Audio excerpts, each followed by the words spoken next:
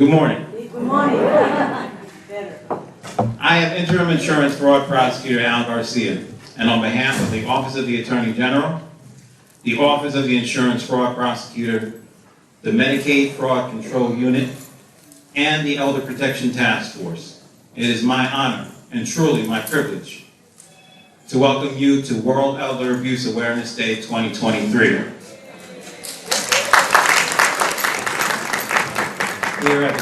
Here at the College of New Jersey.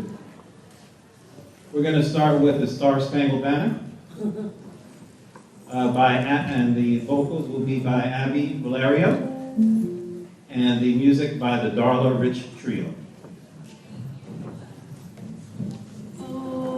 Please stand.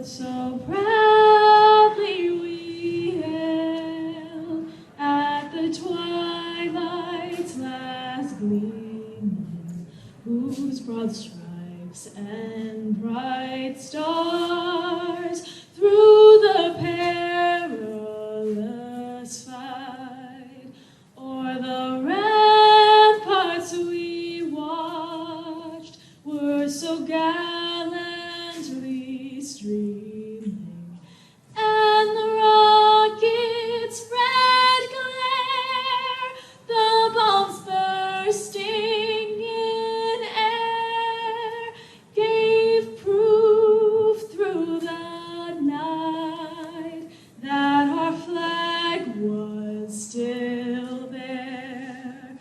Oh, say does that star-spangled banner yet wave o'er the land of the free and the home of the brave? All right. That was beautiful.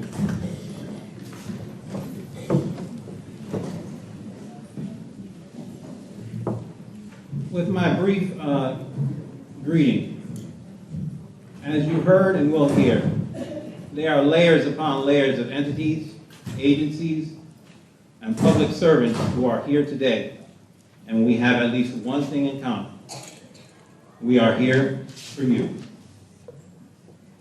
our elders, and those who care for you. We recognize your dignity, your courage, and the myriad of contributions you have made to our society. As I said on Weed Day in 2019, when we were back at TCNJ back then, you are truly the best of all of us.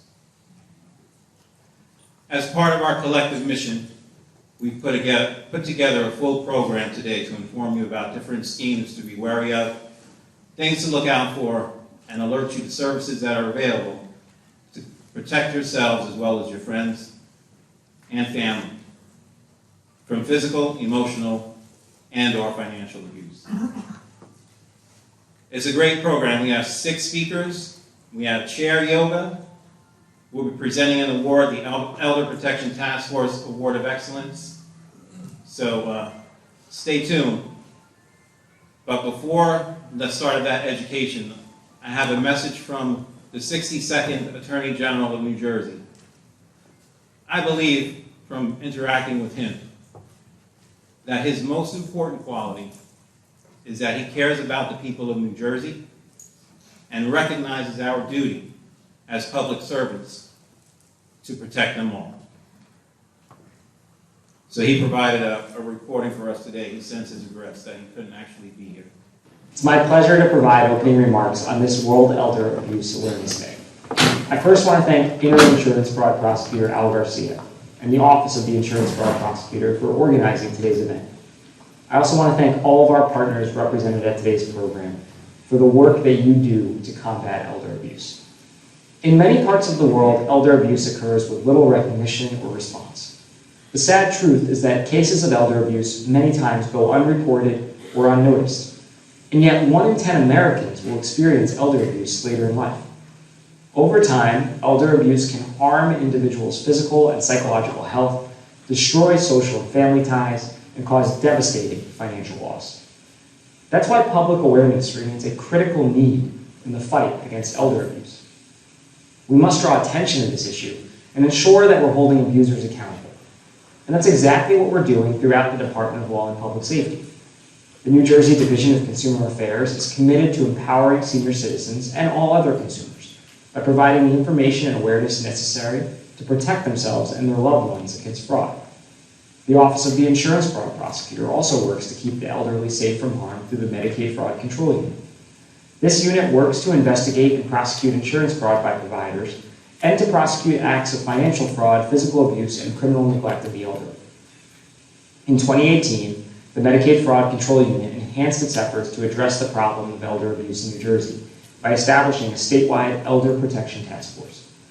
This multi-agency group meets quarterly to share information about elder abuse, coordinate responses to reports of elder abuse incidents in the state, collaborate on investigations, and raise public awareness of this problem, including by hosting events like today, where members of the public can learn about elder abuse and receive resources and information on how to identify, prevent, and report crimes against the elderly. Every person, no matter how old, deserves to be safe from harm and abuse. We must look out for one another, especially those who cannot look out for themselves. As you'll hear today, financial fraud is the fastest growing form of elder abuse. You can protect yourselves or your loved ones from elder fraud and financial abuse by becoming familiar with the most common scams and learning what to do if you suspect foul play. I want to encourage everyone today to stand up against elder abuse and be part of the solution by paying attention to what is happening with your loved ones, neighbors, and acquaintances, and by taking all the information you learned today and educating your friends and family about the signs of elder abuse. If you suspect that an older person is being abused anywhere in New Jersey, please report it immediately by contacting our Elder Protection Task Force at 609-292-1272. Once again, that's 609-292-1272. Thank you, and enjoy the rest of the program.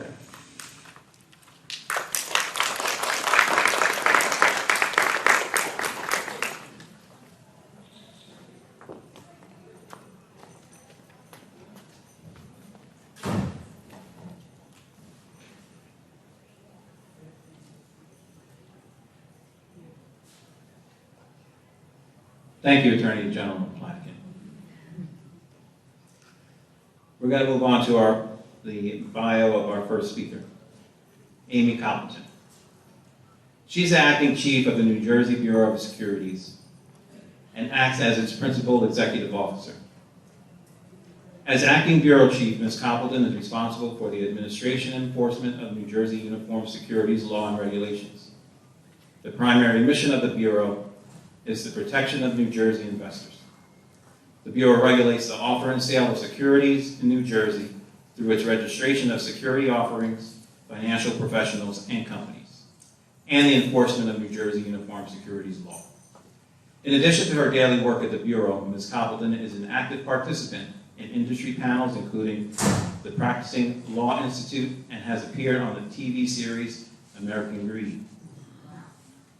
Ms. Coppleton received her law degree from Brooklyn Law School in 1996 and her undergraduate degree from Tulane University in 1993. Ms. Coppleton is admitted to the bar in New Jersey and New York and started her legal career as a law clerk for the Honorable Arthur Dwyer and the Honorable W.A. Hunt Dumont, judges of Passaic County. And she's been at the Bureau for over 23 years. Please give a round of applause to Amy Coppleton. So, thank you for the invitation to speak, and good morning, everyone. I would like to note that on American Greed, I was not the subject of the episode. I was there as, at the time, I think it was the acting bureau chief or deputy bureau chief, and I was there to explain a case that we had prosecuted. So, I always like to say that just in case I haven't gotten that question sometimes. So, again, good morning. I am Amy Coppleton, currently the acting chief of the Bureau of Securities. We are one of 51 state securities regulatory agencies in the United States, and we are under the Division of Consumer Affairs, which is under the Attorney General's office within the Department of Law and Public Safety. Always a mouthful. We are part of the executive branch.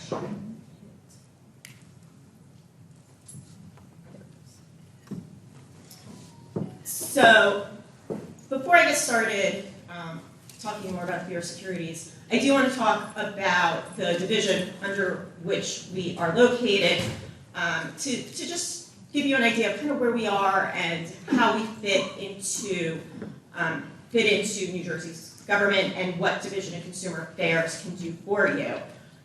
Just so you know, DCA is actually responsible for over 50 businesses, occupations, professions that are licensed or regulated within there, and it's from accountants to veterinarians. And the Bureau of Securities, we register broker-dealers, investment advisors, agents, and the reps, and we're within there as well.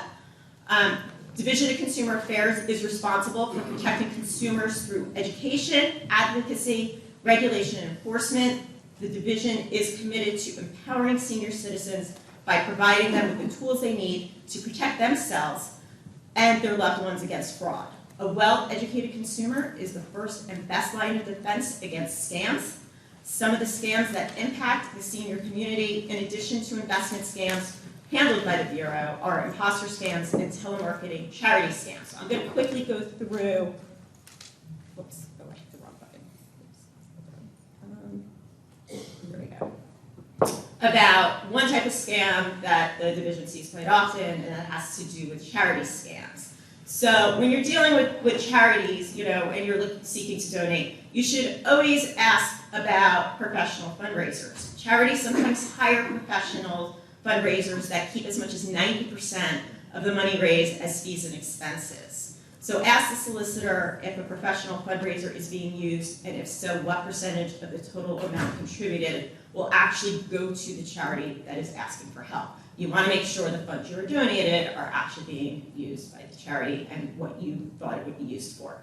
So you can check the division's website to see if the charity is registered, or you can call at the phone number above with the website. Melanie is outside from DCA. She has a lot of information. I know I saw some of you out there grabbing the bags and the flyers. All that information is available, so go say hi to Melanie and get some information to help protect yourself.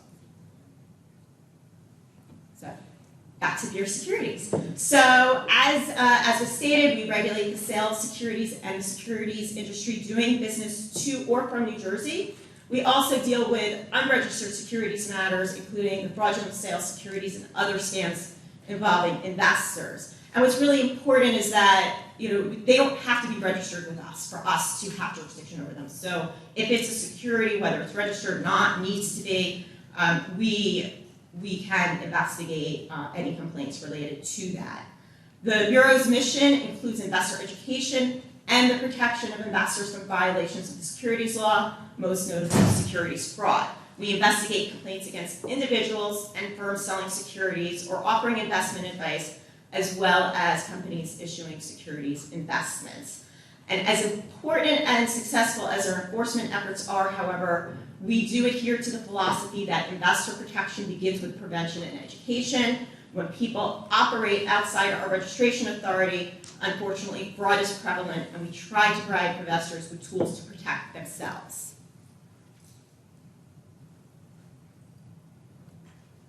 Senior investment fraud.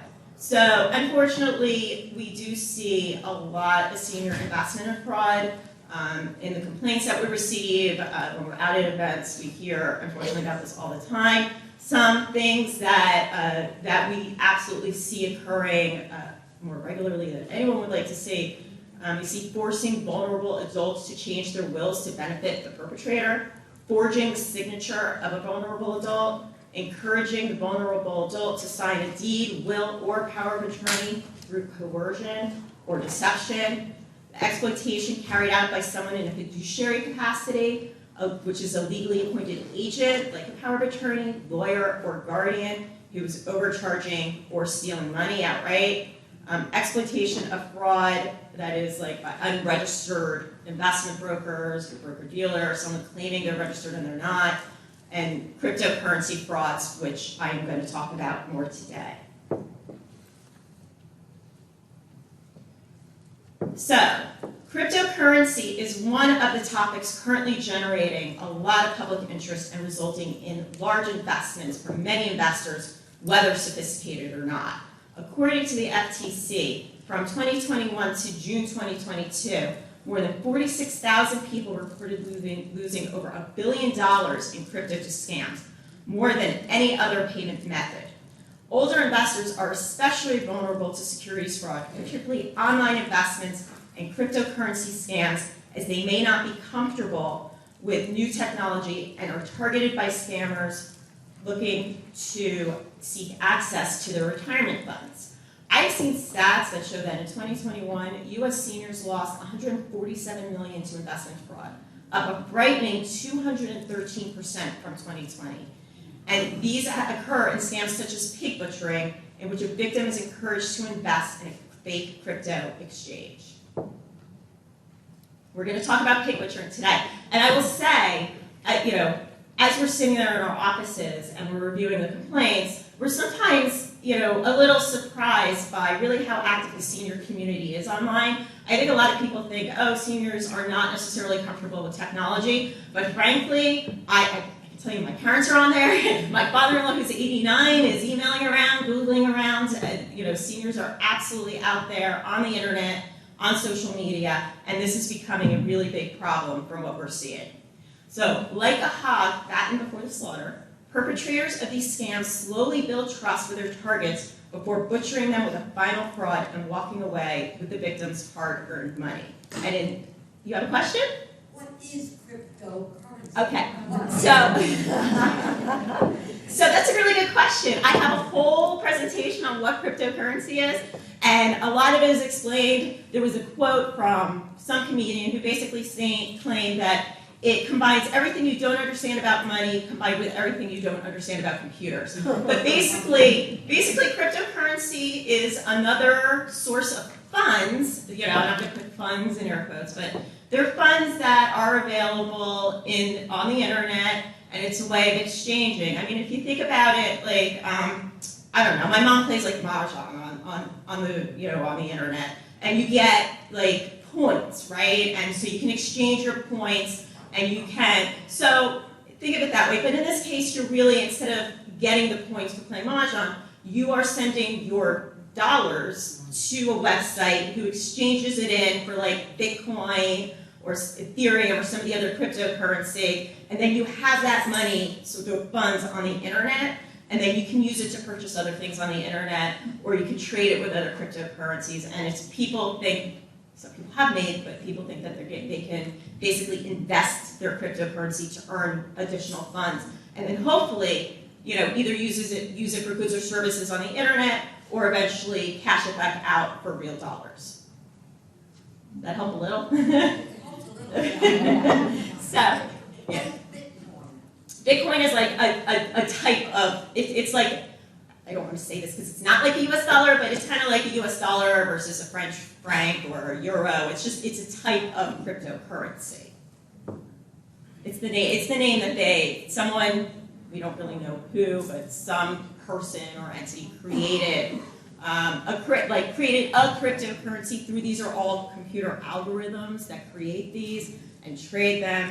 And they're supposed to be sort of anonymous, so that originally it was kind of put out there so that people couldn't really track who owned what cryptocurrency or not, but it's actually pretty trackable. Help a little bit more? Is this like a computer checking account? Sort of. You go put money in, take money out. That's the cryptocurrency. That's like the account, your wallets. You can have online wallets that hold your cryptocurrency, except they're not US dollars. It's some other mechanism to create those funds. Computer money. I know. I thought about, I'm like, do I do the whole discussion as to what cryptocurrency is? But that's a whole other, that takes quite some time to go through. Yes? It would have to be an exchange rate, like it's worldwide. There is. Then Yep. how many francs equal one crypto? And, I assume it's dollar for dollar, right? Then it goes by American dollars, but what about You go online and you can Google what is, Bitcoin worth today, and it'll tell you, through all different types of denominations, like what the trading is like. Like it used to be, when you go travel, and it's like, so what's my dollar worth in France today? You could go see what it would the exchange rate all the time. But the value, kind of like dollars, but it's much more volatile than what governmental currency is. It changes minute by minute as to the value of these cryptocurrencies. Is that easy to launder the money? Is it easy to? Launder the money? Who? Launder? No, money laundering. Yes, very. That's what I. That's, yes, and that's, Money laundering. so, yes, Money crypto, it has been said that these digital, cryptocurrency is a type of digital asset, but yes, that these are used by, illegal operations to try to launder money throughout the world. And I'm gonna get into a little bit of that sort of as we go through what a paper dream scam is, because what's going on is you have a lot of, you're talking to someone on the internet, you don't know who it is, where they are, and they're offshore somewhere, and they're really stealing your money to be used in other illicit affairs. And that's absolutely what's going on. Today, I'm talking about pig butchering. So, like the picture. So thank you. So this scam is predominantly executed by cryptocurrency scammers who troll dating apps and social media sites in search of victims. A fraudster creates a fake profile used to reach out to potential victims, often through social media, such as WhatsApp, Tinder, or other dating sites, and even just random text to your phone. Sometimes they pretend to use inadvertent correct numbers or addresses to act as old acquaintances. Now, I think everybody remembers the scams back in the day where you get the wrong phone number and someone starts talking to you. This is just transitioned in from that. And the goal is to initiate a cordial discussion with the victim, attempting to be their new friend or romantic interest. The new friend then creates reasons to continue the conversation, which leads to multiple contacts. They slowly develop a relationship so they can insert themselves into the victim's daily life while building trust with the victim. They slowly introduce the idea of making an investment using cryptocurrency. The new friend employs persuasion rather than requesting money outright because they are aware the individuals are savvy and know that being asked for money by a stranger is a sign of a scam. So, people know you don't give money to strangers, but as they're talking through social media, this is being developed over time. They then feel comfortable, even though they've never met this person or probably have never actually spoken to the person. We're all getting more used to texting and digital technology. You feel like you actually know the person when you don't. The victim is gradually drawn into what appears to be a benign conversation about cryptocurrency investments and earnings, but the victim is really being manipulated to make an investment. So this new friend slowly convinces the target to invest in this cryptocurrency and then refers them to a fraudulent website or app that might look authentic but really isn't. It's really a fraud. Also, sometimes the scammer might just offer to do it for you. You're not that familiar, you feel uncomfortable opening up your own account. Oh, no problem, I'll do it for you. And so what actually ends up happening is these victims send their funds or cryptocurrency to this scammer, and they never see their funds again. And the person doesn't ever actually open up that account like they promised to. The victims are encouraged initially to invest small amounts, and then the scammer will make it appear like they're getting a gain on their investment. They'll say, they can provide them with fake account statements, or just tell them, just text them, this is how much you made. And they even sometimes might allow the victim to withdraw some of the money at first to try to convince them the process is legitimate. And then the victim is then persuaded to invest larger amounts of money with the scammer or on the fake platform, sometimes losing in hundreds of thousands. We've seen people who've invested millions of dollars with some of these people. It's really quite sad. And once the money is sent to the scammer, once that money vanishes, it does result in very significant losses, as I said. So we've also seen chats, just so you know, where the victim reaches out to withdraw funds. And at that point, the victim is told, oh, of course, you can withdraw your money, but we need another $1,000 for withdrawal fees, or you've made so much money, you now have to pay taxes on this. And they send additional funds to try to pay for these fees and taxes, and they never see their funds again. And while pig butchering is often used with romance as a tactic, it's used also for all other types of personal or professional relationships. These are expert manipulators who manipulate their targets, unfortunately making it very easy for someone to fall prey to this scam. These scammers build up a sense of camaraderie between them and their victims, in an attempt to get their victims to squeeze out every cent they possibly can with promises of high returns on investments. So how can you avoid becoming a victim? So here are some tips about avoiding pig butchering scams. And frankly, these just go across the board. These are good tips, regardless of the type of scam that you're trying to avoid. So never respond to unsolicited message or unknown contacts. And I know it's hard. I can see my mom picks up the phone, and it's like, oh, I don't know this person. Let me talk to them. No, hang up. I'm rude when it comes to that. First of all, if I don't know the number, let it go to voicemail. If it's important, they'll leave me a message. But just hang up. If you get on and it's like, oh, we want to talk to you about your car warranty, you hang up. Things like that. Never send funds to or invest solely on the recommendation of a social media relationship. Do not send money to online strangers. Never buy cryptocurrency, transfer funds from your bank account, buy gift cards or wire money to an online connection or at the direction of an online connection.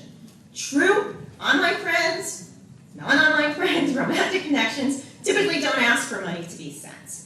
Never give out your personal information or credit card information. Always be wary of investments promising high returns with no risk or guarantees. Never be rushed into an investment by the threat of a limited time offer. Beware of offers that claim that they have inside or confidential information. Watch out for platforms and domain names impersonating legitimate financial institutions. And this one is hard because we go on there and it looks very, they clone other legitimate websites. And it's really hard to tell the difference. One of the ways is just if you look at the web address, it's typically nothing like the legitimate one. It's just a series of letters and codes, whereas a legitimate one typically has the actual name of the entity. And a lot of times what you could just do is ultimately don't use the link they're providing you. If you think you're going to a legitimate site, just Google it yourself really and pull it up through the main account. And you should always verify the identity of anyone who offers to sell you an investment and research the investment in which they're offering. And that's kind of where the Bureau comes in. You can always come to us, and I'm going to go into that in just a minute.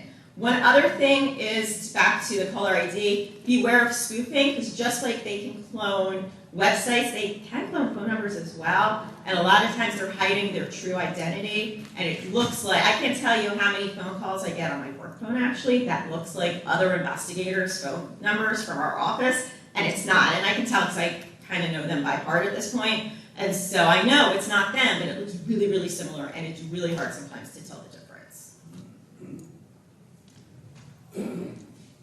Okay, so this is why you come to Bureau Securities, and this is how we can help you. So we always say at the Bureau, check before you invest. We are here for a resource, and you can come to us. Always ask questions. Check to whether the investment is registered and whether the broker is registered. Know your broker. You can come to us and ask for, snapshots. We can provide you with information about your broker or their agent. We'll let you know if any state securities regulators or FINRA, which is the self-regulatory organization for broker-dealers, have complaints taken against them, either the individual or the firm. Know the investment. How long has the company been in business? What are its products or services? Has the company made money for investors before? And get facts in writing. They are actually required to provide you, if you're investing in a security, to provide you with a prospectus or some information regarding it. And don't get swept away by the sales pitch. Always stop and say, well, can you get me something in writing? Ask for, read carefully their prospectus and their annual or quarterly reports. If you don't understand it, you can always go ask a professional for assistance. So you can go to our website at www.njsecurities.gov, and that's our phone number. And Arlene is outside. Arlene's right here.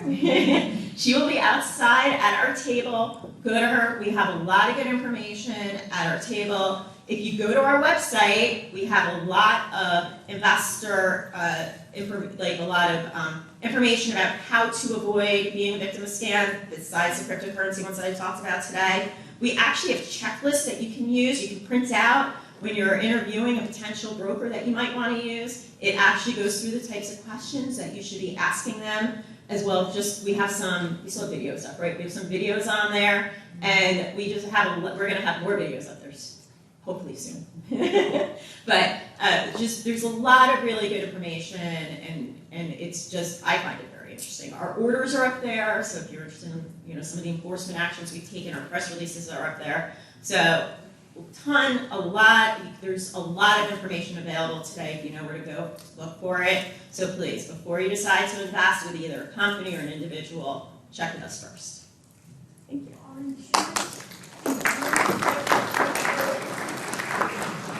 No, we are not insurance. So in New Jersey, insurance is handled by the Department of Banking and Insurance, which is, I always say, we're in Newark, they're in Trenton, but I believe, the Office of the Insurance Fraud Prosecutor is here today, and Dobie's here today, right? I don't think that they're here. Oh, they're not. Dobie does the But registration. So Dobie's not here today, but we can always, if anybody, honestly, we speak to Dobie all the time, and the thing about at least contacting the Bureau, I think it's true of most state agencies, is if you hit the wrong state agency, if you pick up the phone and say, I have an insurance question, and you get like Arlene, she's not going to say sorry and hang up with you. She's going to find the person who you need to speak to at that agency. So honestly, just call any number you can find, hopefully, or I'll say just call our number, because I know we'll make sure that we get you to the right agency that you need assistance with. Thank you. Okay. Thank you.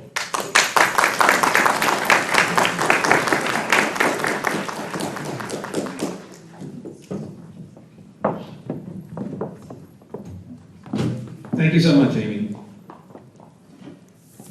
Let's give her another round of applause. That was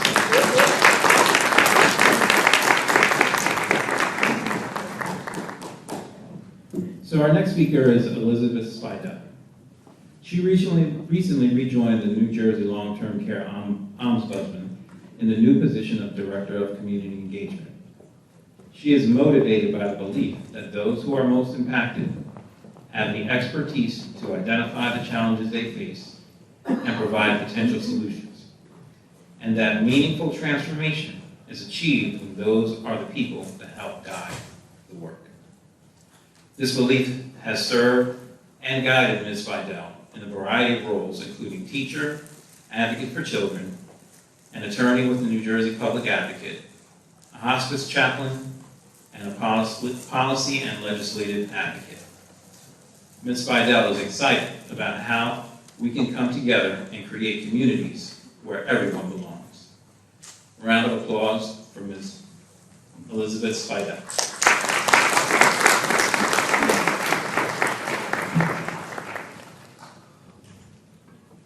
Babies feel so short.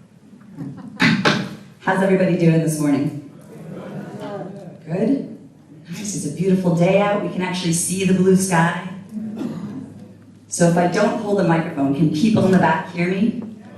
Awesome. How about people in the front? Can you hear me too? Yeah. So I just wanted to say thank you to everybody who made this possible. I know there's a lot of hard work that goes into getting here and making sure that everybody's supposed to be here is here. And then also to thank each one of you for being present here and whatever level of attention you can give us today up here speaking. So I'm the new Director of Community Engagement at the Long-Term Care Ombudsman, and the first question I have is, has anybody ever heard of the Long-Term Care Ombudsman? By a show of hands. Sweet, and I see our bag over there, so someone went to our table. Carly's out there today giving lots of great information out. So the Long-Term Care Ombudsman advocates on behalf of adults of all ages living in long-term care facilities. The most common of those is nursing homes, but it's also assisted livings, continuing care retirement communities, residential healthcare facilities. And we do this in a number of ways. We do it through investigations of complaints of abuse, exploitation, and neglect. And then we also visit facilities proactively to assess and try and improve the lives of the resident experience. right? Because these are homes. We want to have good experience in our homes.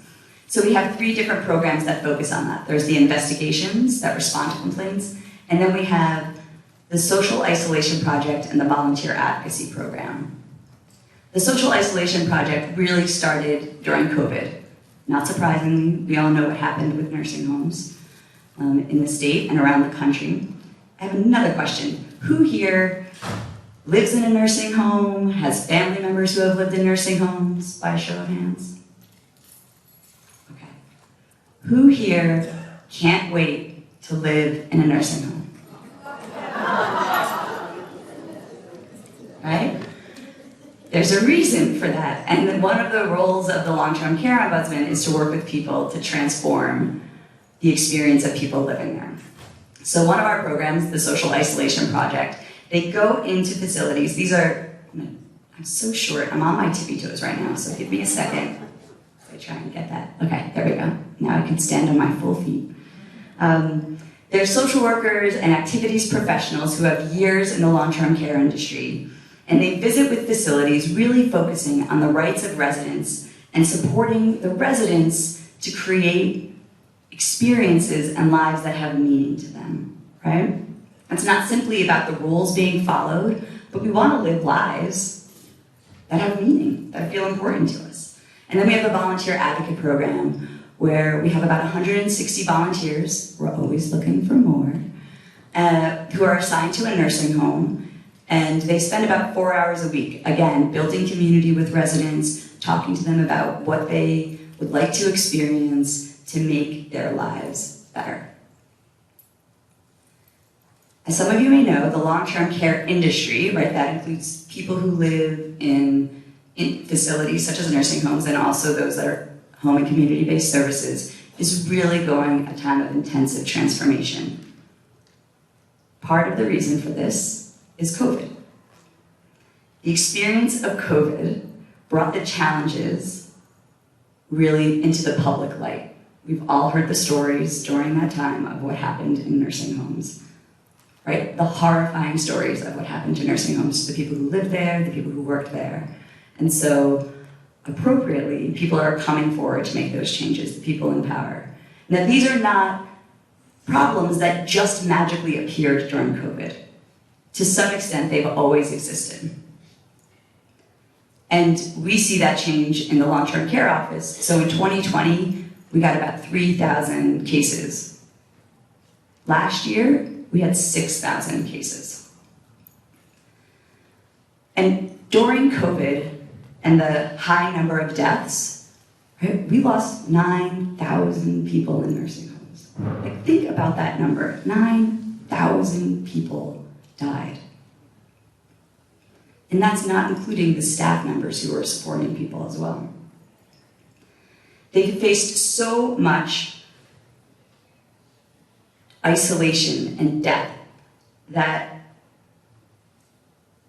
fortunately we have this attention being paid to us, right?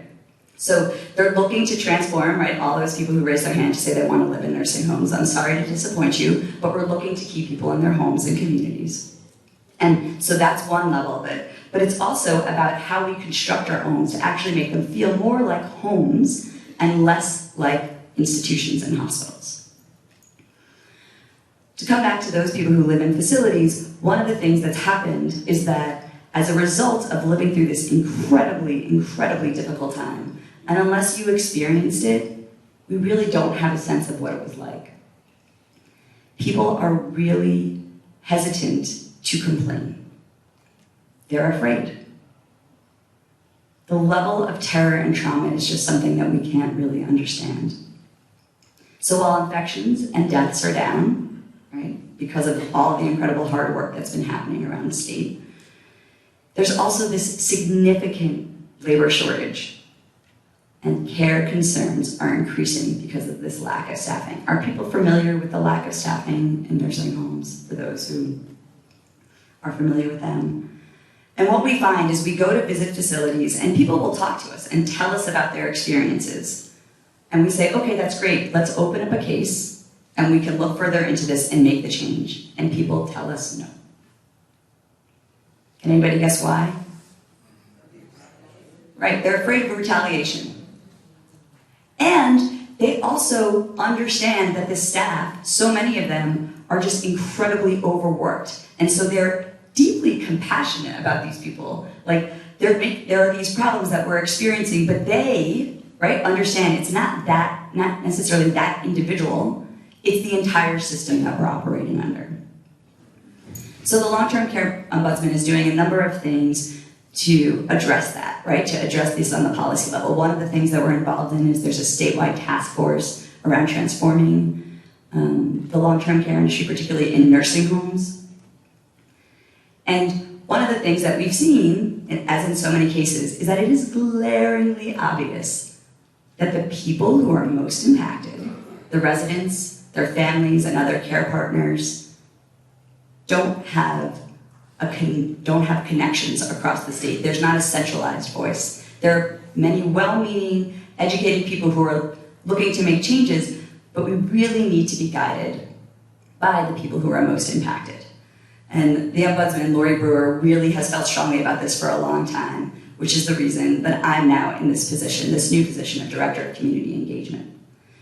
So the underlying philosophy, right, is that the people who are most impacted can name what the challenges are.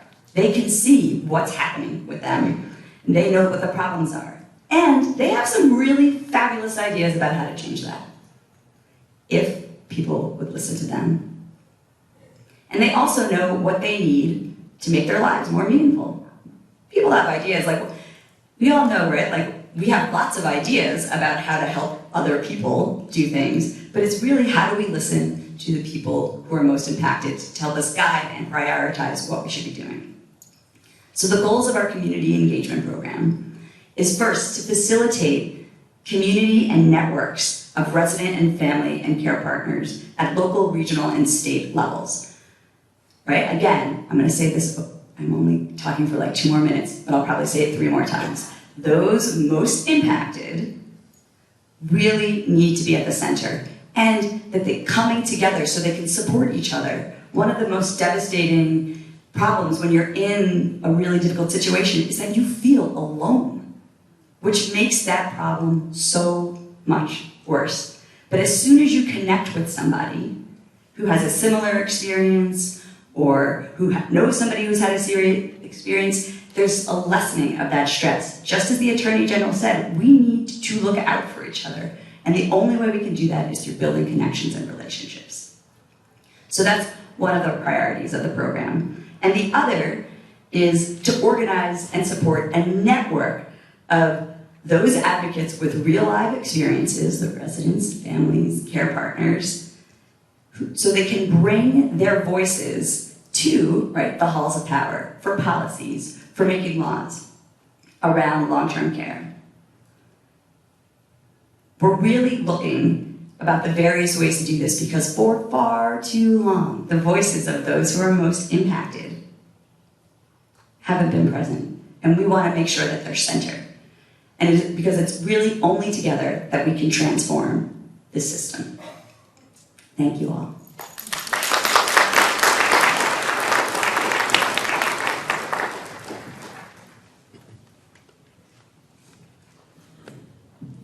Thank you, Elizabeth.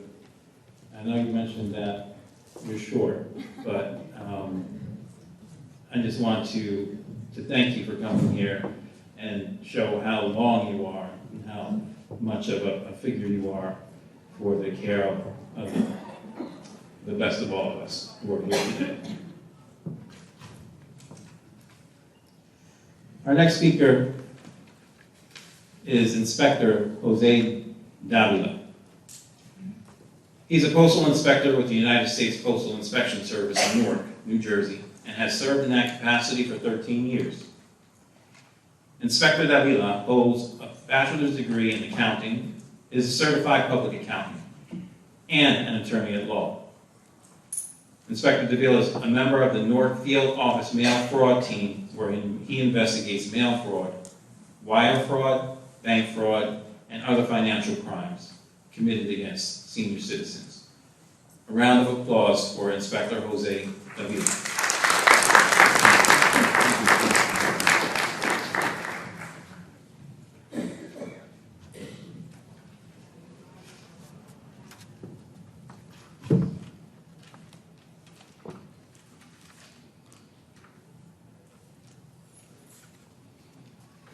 Well, good morning, everyone. Again, my name is Jose Davila. I'm a postal inspector with the Postal Inspection Service. And first of all, how many of you have heard about the Postal Inspection Service? Show of hands. All right. So we are the law enforcement arm of the Postal Service. We investigate crimes that are committed against the Postal Service or through the Postal Service. We investigate crimes such as mail theft, violent crimes against postal employees such as assaults, explosives through the mail, narcotics, financial crimes, and mail fraud. Now, unfortunately, senior citizens are the targets of many frauds that are out there. Frauds and variations of frauds. So today I want to speak to you about 3 of the most common type of frauds that we see out there. Excuse me. How to identify them and how to not fall for them. So those 3 are the foreign lottery sweepstakes fraud, romance scams, and tech support scams. The first one, the foreign lottery and sweepstakes fraud, works something like this. So you get a letter or a phone call saying, "Congratulations, you won $1 million," or "You won a Mercedes-Benz. All you have to do is just pay $500 for the taxes and you will receive your prize." Well, first of all, there is no prize, and this is a fraud. And this is the big red flag and the big takeaway for this scheme. If you have to pay to claim your prize, it's a fraud. All right? And the problem is that the scammers, which first of all, most of them are not even here in the States. That's one of the challenges in this type of investigation. They are overseas. But they're very good at what they do. So a lot of people fall for the scam. They send those $500. But the thing is that they'll keep asking you for money. They'll keep coming up with excuses. Like, for example, they'll say, "Well, now we ran into a legal problem to get you your prize. We had to hire a law firm. So all you have to do is just pay $5,000 for the retainer, and then you'll get your prize." And it goes on and on and on.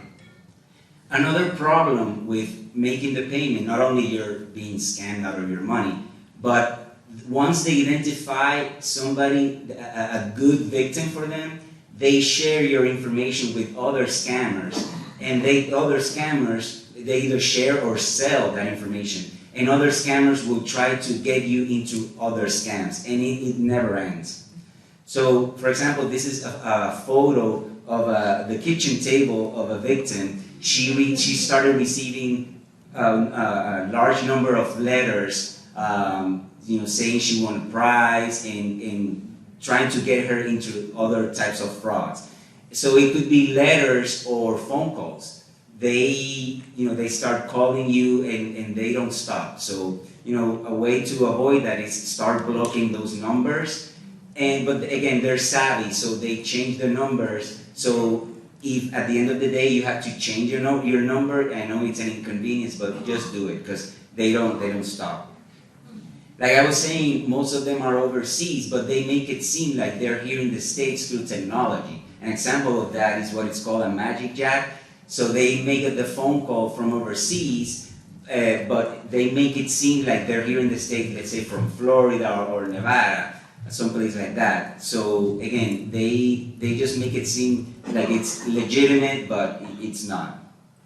So how to avoid falling for this type of scam? First of all, screen your calls. Personally, I don't answer my phone if I don't know the number. I let it go to voicemail. I hear the voicemail and then I decide whether I want to talk to this person or not. If you end up talking with this person over the phone, whatever you do, don't give out personal information, don't give out your date of birth, social security number, financial information. Don't give that information because they'll use it against you, obviously. They just want your money. And don't even entertain the call. Sometimes you might identify that this is a fraud, but you want to entertain it and see where it goes. Don't even do that. Just hang up, don't talk to them. Who you should be talking to is friends and family. The perspective of a third party, if you're not sure, the perspective of a third party really can help you to identify that this is a fraud. So moving on, a second fraud that is very common is the romance scam. And this is the type of scam where somebody creates a fake online identity. They contact a potential victim to try to create an emotional bond and ultimately try to get their money. So this is how it works. This is just an example. So let's say you're at an online dating website, or not even that, you just have your Facebook profile. The scammer contacts you, and let's say, for example, they say that they are an engineer in Africa, he's working on building a bridge for a village. You start exchanging information, getting to know them online. You might even talk to them over the phone. He might send you photos of himself or herself, photos of the work site where he's working, and at some point, he'll ask you for money. And he'll say that maybe he ran into financial problems with his company, and if you could just send him $5,000 to complete the project, that would be great. And it never ends. This is a fraud. There is no engineer, there is no bridge. You get the photos, but it's very, you know how easy it is to get photos on Google of somebody else, of a bridge, of photos of Africa. It's very easy. So, again, it's a stolen photo. You think you're talking to this individual, but you're talking to somebody else. And this is a quote from a victim. It says, "This is the thing I had the most trouble with. I had his pictures in my house for a year. I talked to this guy for so long. Even when I was told it was a scam, my feelings didn't change. They didn't go away. Nobody understands that. They brainwash you. That's the thing. They prey on the person's feelings. And I understand that it's very difficult sometimes for a victim to recognize that they're being scammed. They might feel ashamed, which is, it's a natural feeling. But if you have a family member or a friend that is being scammed, you should just do whatever you can to make them realize that this is a scam. So how do you know that you're talking to a scammer? Well, ask yourself a few questions. Is this person too good to be true? Are things that this person is saying not making sense? Is this person telling me that he or she loves me and we've only spoken for like 1 or 2 weeks online or over the phone? Are they in a foreign country? Are they having financial problems?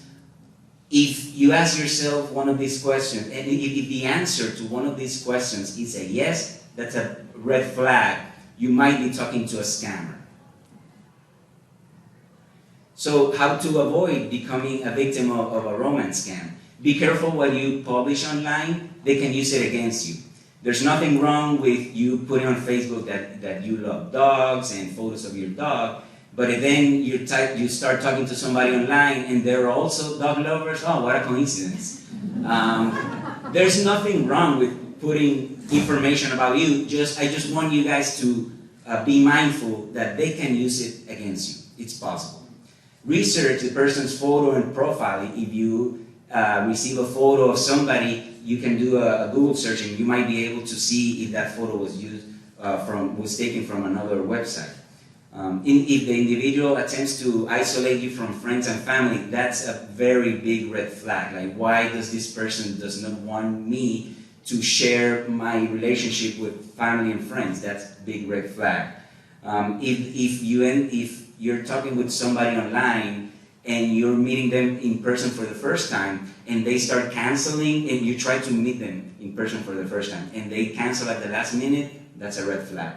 And by the way, if you try to meet a person for the first time in person, do it at a public place and bring a few friends with you. If the person has good intentions, they won't mind that you brought some friends with you.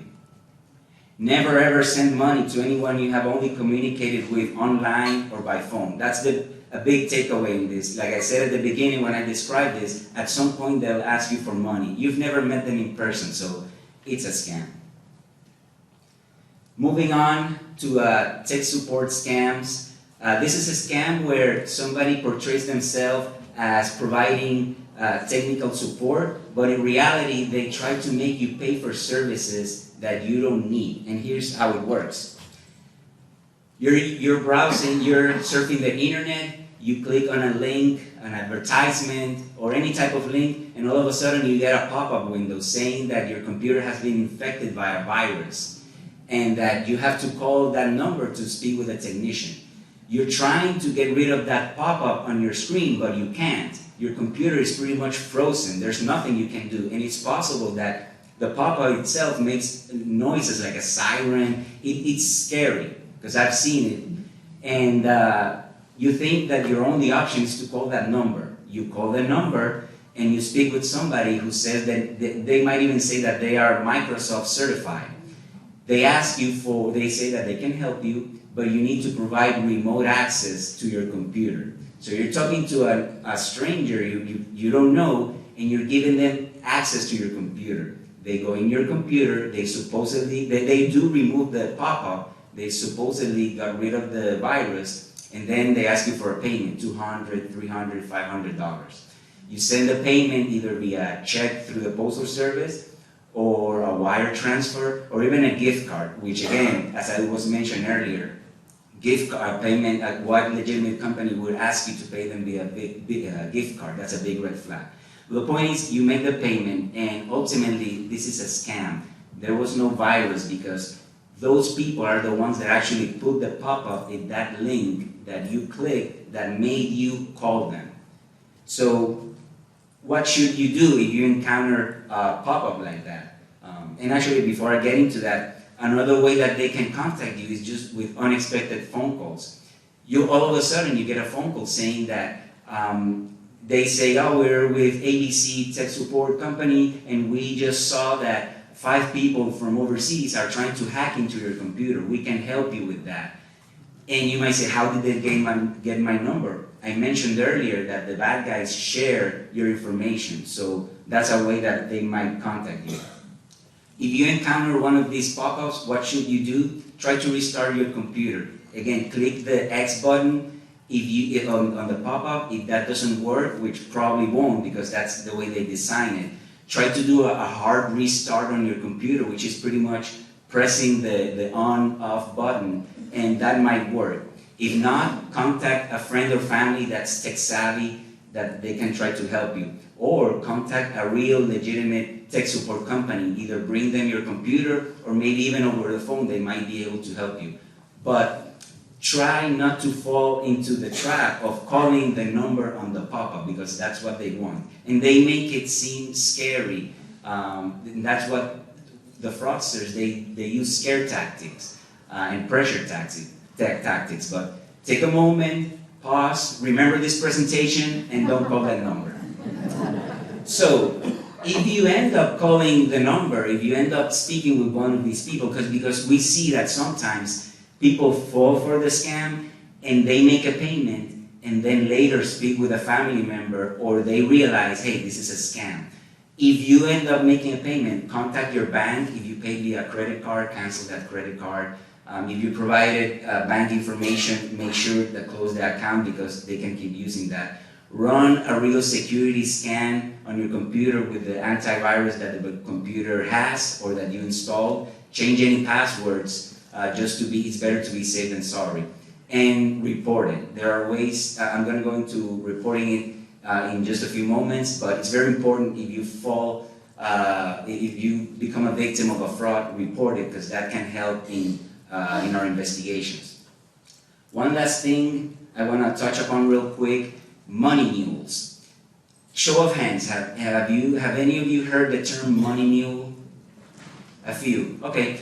So a money mule pretty much is a person that receives funds that were obtained illegally through fraud. They receive those funds, carry the funds, and then transfer the funds to somebody else. They do this either knowing that these funds were obtained illegally, or they don't know that they were obtained illegally. For example, you can find money mules in different types of schemes. Going back to the romance scam, you might see that the so-called engineer says that, hey, I'm going to receive $20,000 from somebody to help me build that bridge, but I'm having trouble with my bank. Can you receive those $20,000 and then send it to somebody else? Well, then if you say yes and you do that, you're being a money mule. The problem is you're perpetrating a fraud. So the main takeaway is, if you don't know that, if you've never met this person in person, don't accept money from them, don't move money. Just so you know, the Department of Justice has what's called the Money Mule Initiative, which was started in 2018, which is a coordinated effort between federal and state agencies to disrupt the flow of funds. Money mules were identified and they were approached. The disruption was done via different methods. Some were easy to carry out, some were more involved. So for example, the first one, warning letters. Some money mules just got a letter saying, hey, we know what you're doing, stop it. If that doesn't work, then law enforcement, we might go to the person's house, knock on the door, and try to interview them. Hey, why are you doing this? If that doesn't work, other actions such as seizure of assets or administrative actions might be carried out. A civil injunction might be issued against a money mule, which is pretty much a judge issuing an order saying, hey, you're doing this activity, stop it. And ultimately, even criminal charges can be filed against that money mule.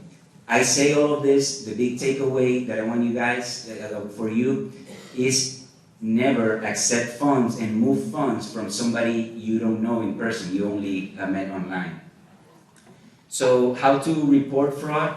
There are many ways to report fraud. Like the Bureau of Securities mentioned, you can report it with them. Just 3 of them that I put in my presentation. The Federal Trade Commission, ftc.gov.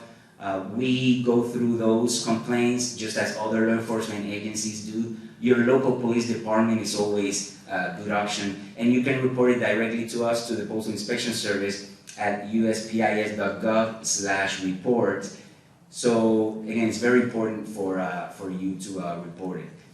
Our next speaker, Charlene Benucci, is the Director of Community Relations at Jewish Home Assisted Living and is involved in running Senior Haven for Elder Abuse Prevention, New Jersey's first and only elder abuse shelter. She holds both bachelor and master level degrees from Columbia University. She's also a master level Reiki practitioner. She enthusiastically boasts of a long history with the Jewish Home family. She joined the Jewish Home as the Director of Therapeutic Recreation in 2000 and worked as an essential member of the clinical team in that role for over 10 years. She was promoted to the position of Director of Volunteer Services in 2011, where she was given the opportunity to create new and innovative educational programs for students and individuals throughout the community. She held a parallel position as an adjunct professor at the Long Island University Hudson campus from 2012 to 2020. Successfully blended her 2 careers by connecting students at LIU to the older adults through the Jewish Home family continuum of care. In 2017, she was offered the opportunity to direct the Gallon Medical Day Center, a treasured part of the Jewish Home family, serving older adults living in the community. In March of 2020, she assumed the role of Director of Community Outreach. Ms. Benucci loves connecting with the community. She was honored to accept an award for community service on behalf of the Jewish Home family for Leading Age New Jersey and Delaware in 2022. Please, your applause for Charlene Benucci.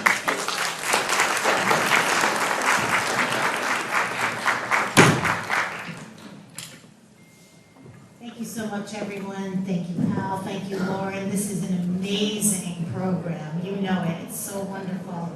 And I am really pleased to be here along with my colleague, Ezra Halevi, on behalf of the Jewish Home Families Senior Haven Elder Abuse Shelter.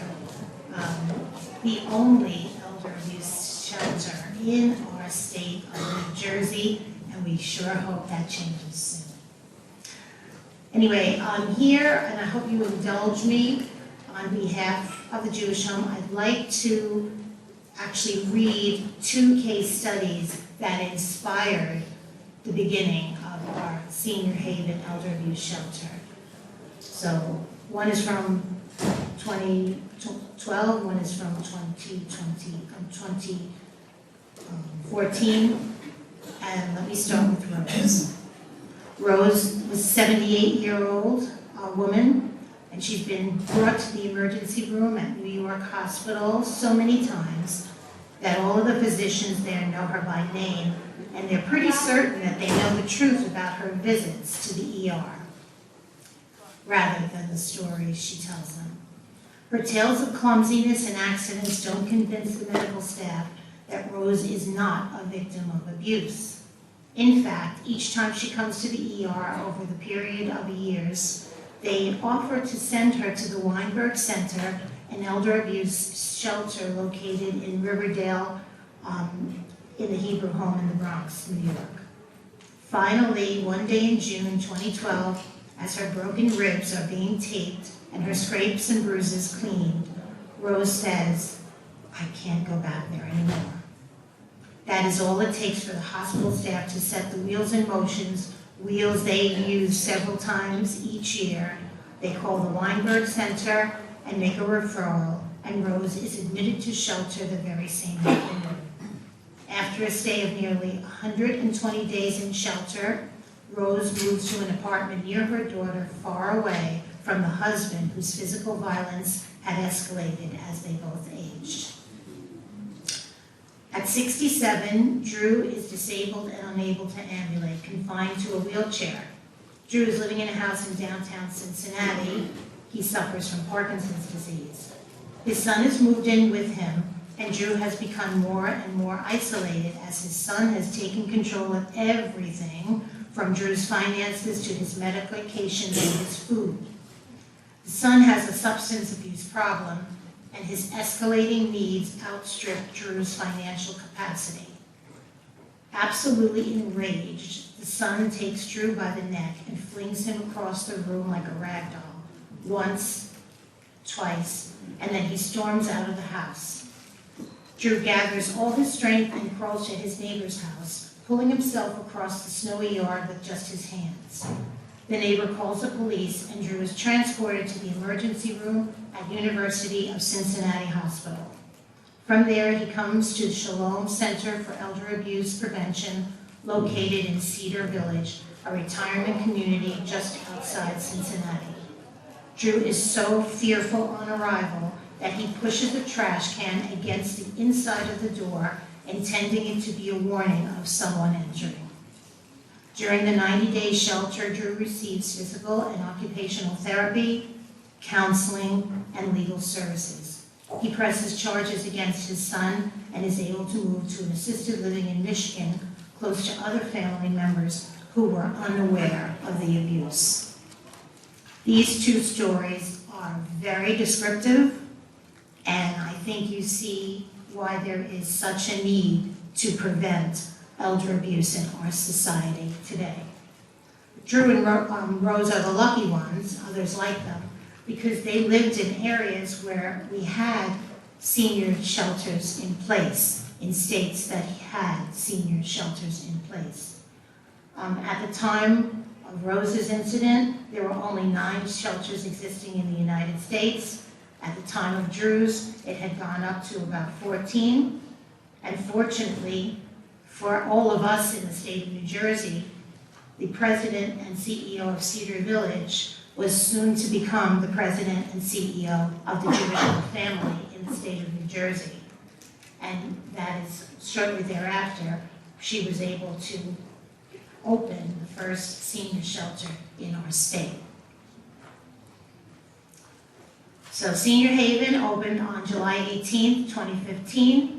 It is was one of only 14 shelters at the time of its opening. Today, it's one of only 20 shelters in the United States, and it is still the only elder abuse shelter in the state of New Jersey.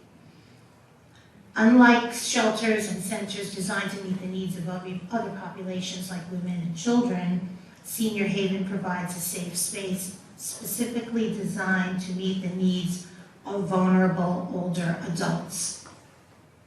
And the numbers are staggering. Elder abuse, as you heard earlier, affects more than 1 in 10 individuals a year.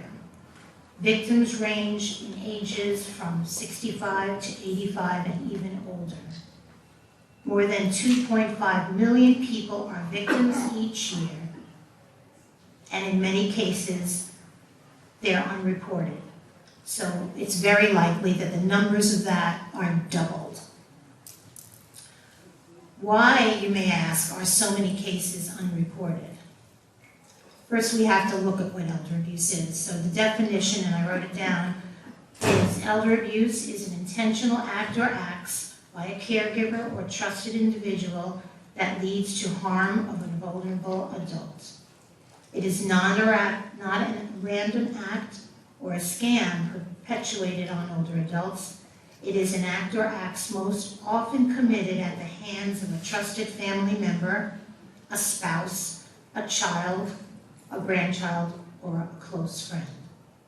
Abuse may be physical, it may be sexual, it may be emotional and psychological, and it's so often financially based. There can also be neglect, meaning that the individual's care and physical needs go unmet and ignored. This may start small initially, but if it goes unchecked, like most domestic violence, it can just grow to really dangerous situations and proportions. So I can tell you what elder abuse looks like from our experience since we've opened Senior Haven in New Jersey.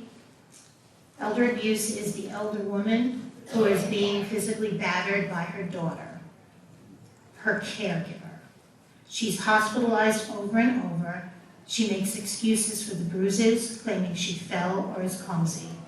She is ashamed that she's being victimized. She's ashamed that she's being brutalized, and she's ashamed that it's at the hands of the daughter who she loves and who she raised. She's afraid of retribution if she speaks up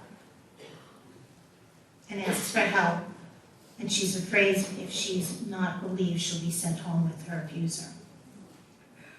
Elder abuse is also the woman with limited mobility who gives her mailbox key to her trusted friend, the building manager, who offered to help her by getting her mail.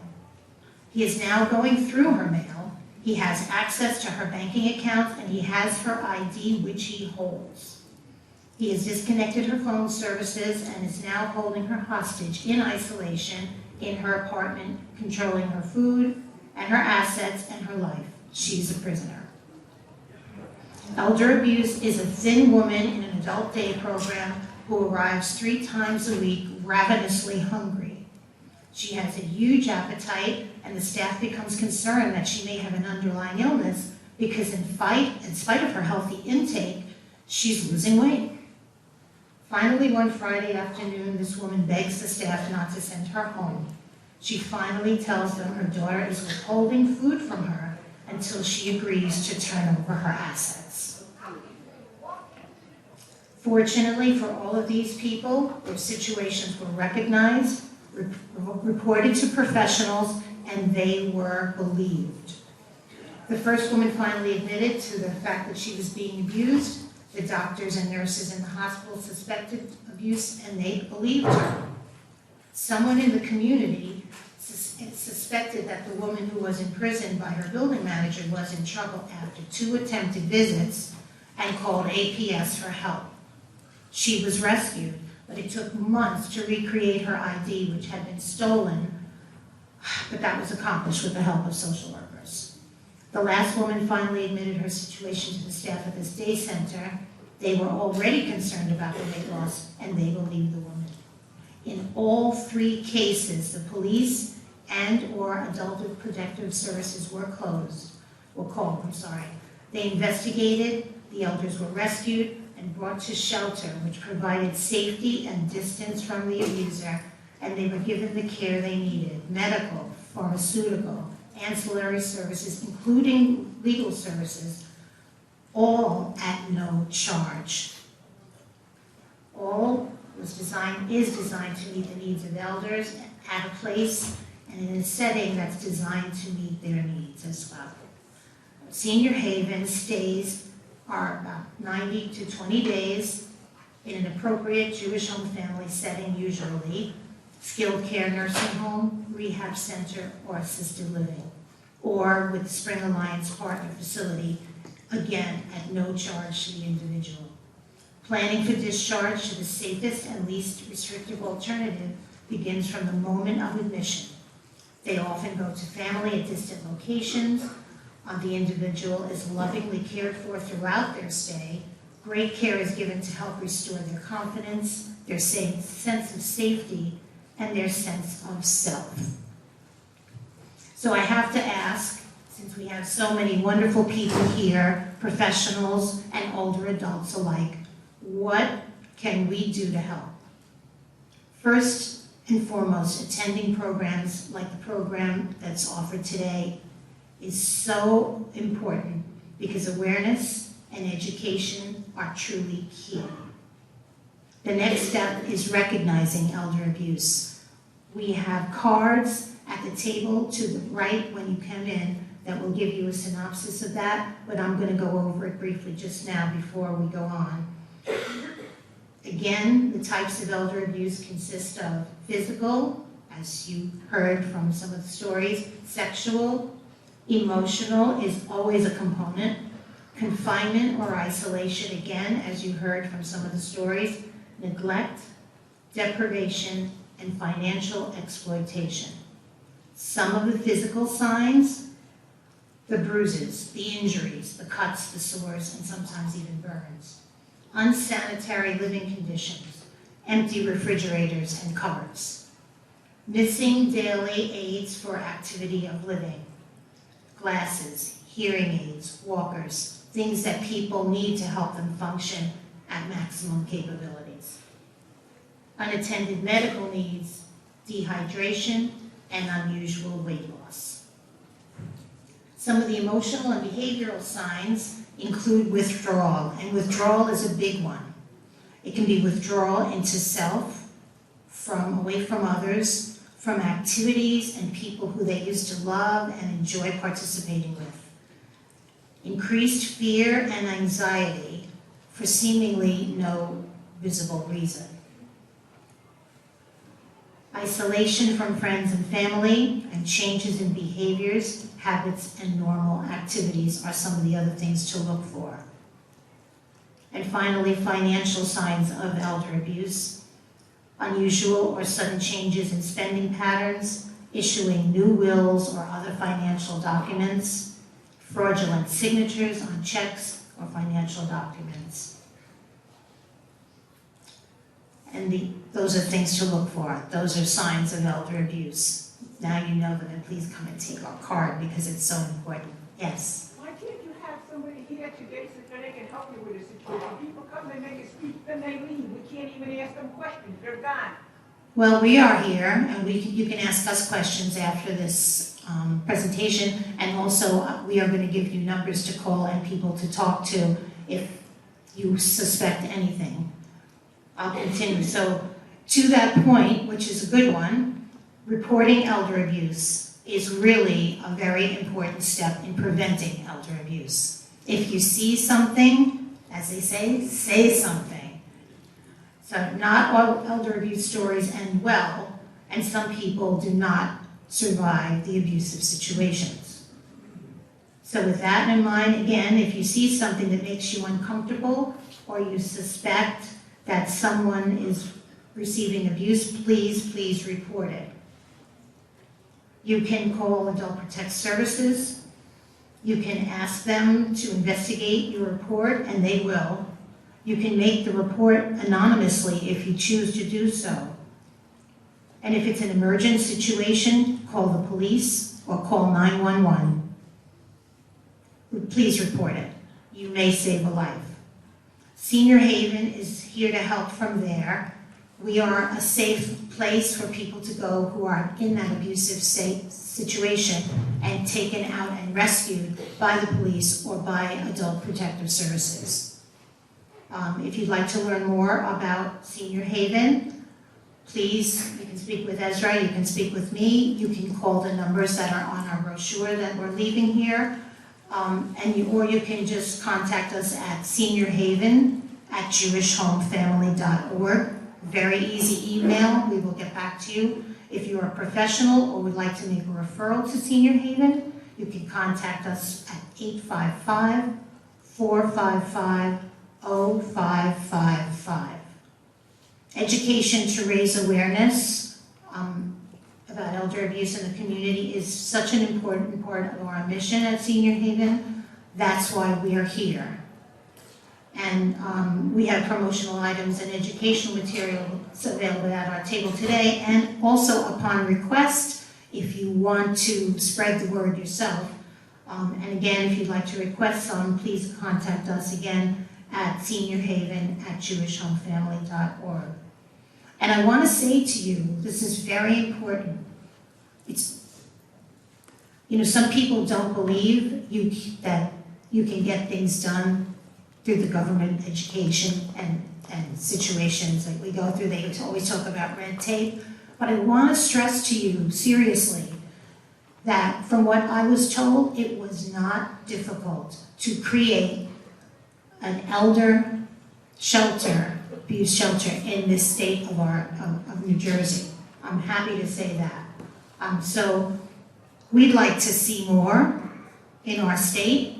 And if you agree with that and you'd like to see more too, please contact us and we will share our information, how we got ours started, or any one of the wonderful agencies that are here today to help seniors. Okay? Thank you all very much.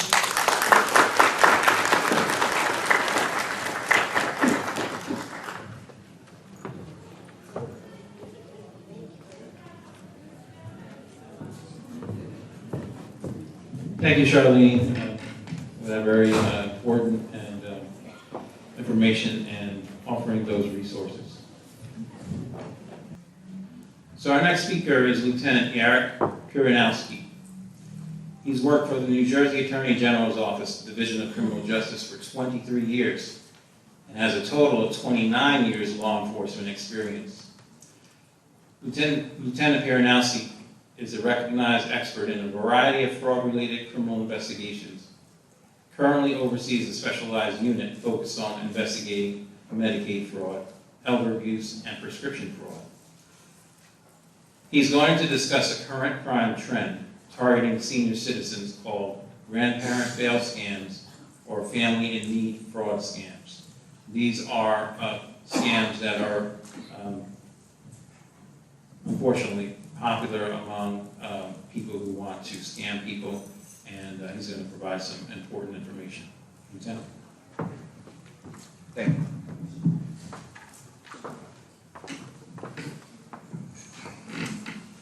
Good afternoon, everyone. So now that you all are relaxed and had your lunch and did some yoga, I'm going to stress you out a little bit more about some new scams that are out there that are pretty ingenious and are very, very good at, scamming people and getting them to give up their money. So the people I'm going to talk about, they're just after your money. So, all right, so we've all got those annoying calls. I probably got one today while sitting here waiting to speak, from those unknown numbers, and someone's calling you just to talk about something. But the one that I'm going to talk about, the family in need scams and the grandparent bail scams, are becoming very popular. And it's something that come up in our unit, and we investigated a couple of these cases. So I'm going to give you some examples and really kind of dive into how the cases happened and how the cases work. I put this presentation together for law enforcement, for detectives, to show them how these scams work. But I think it's going to be beneficial for you as well. So just the statistic as far as how many of these scams are out there. $10 billion to online scams and digital fraud, and all of these scams targeted seniors. So $10 billion, and these are the reported scams. So a lot of these scams are not actually reported. So the scam that I'm going to talk about pulls at the heartstrings of the seniors, and what is the most important thing to seniors? Grandchildren, right? Grandchildren, family members that they love.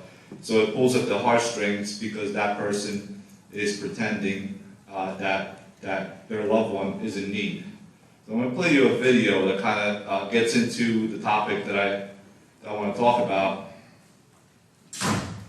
Think grandparent scam, where the caller pretends to be a grandchild who's in trouble and needs money. But this new twist is much more real because the scammers have literally cloned a real voice of someone you know. Testing 1, 2, 3. Ron Allen is a voiceover actor for 30 years. Level's good. As the owner of Big Voice Productions in Gahanna, he showed me how easy it is to clone someone's voice. Right? Like mine. A special grove of cherry blossom trees is coming into bloom. I could apply your voice now to a 50,000 word audiobook and not pay you. And you would not even know until it's on the market. The FBI recently put out a warning about voice cloning scams when a Texas father got a terrifying call from his daughter. It's someone crying, "I've had an accident, Dad, help me." But it wasn't her. It was only her voice. The only thing you're going to hear is something as fast as, "Dad, I need help." It's not going to be a full conversation. Supervisory Special Agent Andres Hernandez with the FBI. Then they start doing what they do every day, which is they try and keep you on the phone for as long as they can so you don't hang up, and then try and make those calls that need to be made. Agent Hernandez says these voice cloning scammers operate mostly along border towns in Texas and California. But he has no doubt they're hitting up other states like Ohio, following the flow of drugs from Mexico and finding people who are vulnerable. In some cases, they don't have a plan. They just dial any number and try and get any victim that they can. We have some guys that are sending, some nefarious groups that are sending text messages saying, "I work for the Sinaloa cartel. I've been hired to kill you, and you need to pay me $25,000. Can you imagine getting that phone call? Artificial intelligence is invading many industries. Voiceover, voice acting is no stranger to this. Ron Allen says it is easy for someone with a trained ear to pick out a cloned voice from the real deal. But with technology advancing so fast today, the differences could soon be all but a whisper. They're very, very close to picking up on the emotion, the inflections in a voice. Absolutely they are. I think it's going to be within the next couple of years, if not sooner. So what do you do if you get a call and it's a voice of someone you know? Well, the FBI says if you have two phones, whether it's another cell phone or a landline, use it. Call that person who's being cloned if you can. The FBI also says it's tough to track this crime because a lot of people are just too embarrassed to report it. So we do have links at 10tv.com to help. For 10TV News, I'm Angela Ann. So here's a website that is just an example of a artificial intelligence, AI, as we call it, how to clone a voice, and it's a free website. You could go on our website and clone anyone's voice and then use it in a scheme that you're portraying. So some of these criminals go on either use websites like this or use other artificial intelligence, and they duplicate voices. Where do they get the voices? Sometimes the voice could come from social media. You know, if you have a video that you left on Facebook of a birthday party, or you spoke, for instance, today, if I'm speaking and this ends up on social media, someone actually could clone my voice and use it in a scheme, and then try to call my elderly mother and try to use that voice to clone me. So artificial intelligence is here to stay, unfortunately, and it's going to get better, and it's going to be out there. But I will give you some methods, and it's all going to be the common denominator that all of the speakers have talked about. Slowing things down, and I'll give you some really good tips on how to prevent yourself from being scammed at the end of the presentation. But just continuing with the grandparent bail scheme, how does it work? So an elderly person gets contacted via telephone or text message or some other means, email, and it's basically to contact that person and tell them that their loved one is in trouble. And they were either arrested or in an accident, something has happened, something really bad has happened, and they actually need bail money to get bailed out. So one of the things that, with bail money, in New Jersey, there's been legislation that, changed bail in New Jersey and also in New York, so there is no bail in New Jersey. So if someone's calling you to help somebody with bail, you know right away if it's in New Jersey that's a scam right away because there is no bail in New Jersey. Just to continue with some more videos, I'm going to show you a video. This was a 60-minute special that was done on this scam. And I only have a short clip of it, so if you would like to watch the entire 60-minute presentation on it, it's out there on YouTube. You could find it, and it's free. It's available to anyone. So you could watch the special. Some of the victims talk about how they were scammed. It's like a death in the family almost. Well, she's worked so hard, For my money, I sure have. Susan Monahan and her daughter Tamara are talking about how the 81-year-old was conned out of thousands of dollars in what law enforcement calls a grandparent scam. Tell me about the call that you got. There was a young adult on the line saying, "Grandma, I need your help," in a frantic voice, scared, saying, "I was driving and suddenly there was a woman stopped in front of me. She's pregnant and I hit her and they're going to take me to jail. And Grandma, please don't call my mom and dad because I don't want them to know." I said, "Brandon, it doesn't sound like you." He said, "Oh, I have a cold, Grandma." You think it's your grandson? I do. And he said, "Grandma, a friend of mine has an attorney that we could use and that we could do something about me going to jail." And I said, "Yes, of course." Monahan said the scammer, pretending to be a helpful attorney, got on the line. It was June of 2020, during the pandemic, and he promised to keep her grandson out of jail if she could get $9,000 for bail to him quickly.